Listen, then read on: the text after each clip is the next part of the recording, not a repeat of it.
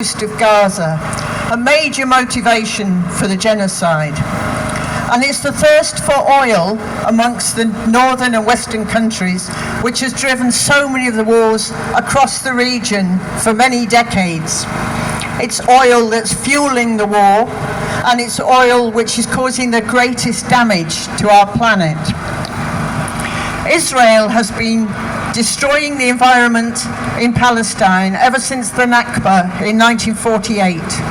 They uprooted the trees, destroyed the crops, and they planted 4 million European trees, which have caused incredible damage to the environment, destroying the biodiversity, causing droughts and wildfires.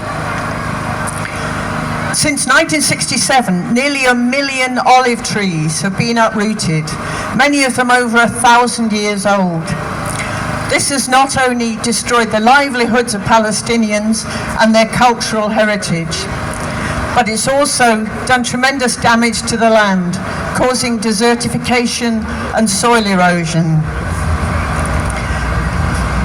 Millions of cubic yards of untreated sewage are spewed out from the illegal settlements every year, and they go straight down into the Palestinian communities below. And Israel has controlled the water and used water as punishment to the Palestinian people for decades. In the West Bank, 80% of the water is stolen by Israel, and it's used to fill the swimming pools, irrigate the land, and wash the vehicles of the illegal settlers. In Gaza, the water supply has been poisoned for many years, with 96% of the water unfit for drinking. This has caused cancers, liver disease, and it's caused many babies and small children to die of waterborne diseases. Once the genocide began, the environmental destruction went into overdrive. More than 50% of the land in Gaza is now totally degraded and poisoned. And the millions of tons of rubble have chemical pollution and poison from the munitions in them, as well as the thousands of bodies of Palestinians who can't be retrieved for burial until the bombing and the shooting stops and people have more than their bare hands to search. There are 75,000 tons of explosives have been dropped on Gaza, costing tens of billions of dollars. This has not only created obscene death and destruction in Gaza, it's also caused tremendous damage to the global climate. During just the first 2 months of the war, the emissions were greater than the 20 poorest and most climate vulnerable countries in the world.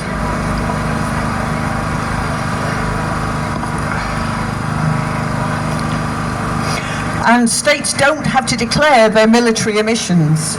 Every year they're supposed to declare how much CO2 they've put into the atmosphere, but there's no need to even mention the military emissions.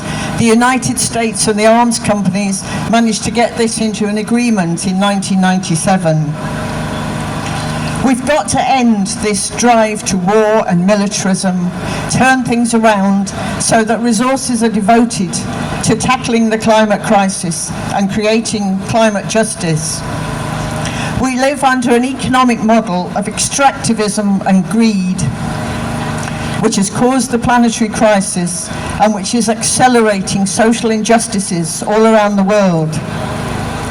Climate justice means that those countries which have caused the greatest problems historically and today need to make rapid transition to clean energy and cut their emissions, and they need to provide the resources for the countries in the global south which have done least to cause the problem and are now suffering from droughts, wildfires and raging temperatures.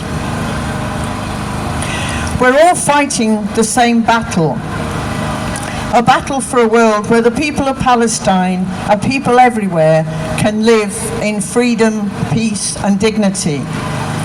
A world where the rich, polluting countries have to take responsibility and they have to return the money they've stolen from the global south, where the big corporations can be held to account and made to pay for the pollution and damage they've caused, and where military spending and war, all the resources devoted to that, can be turned around to be creating a greener, safer future for all life on Earth.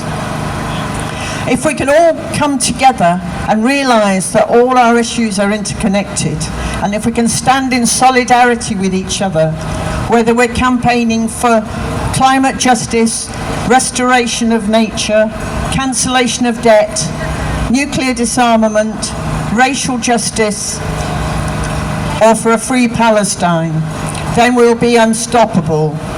The people united will never be defeated. People united will never be defeated.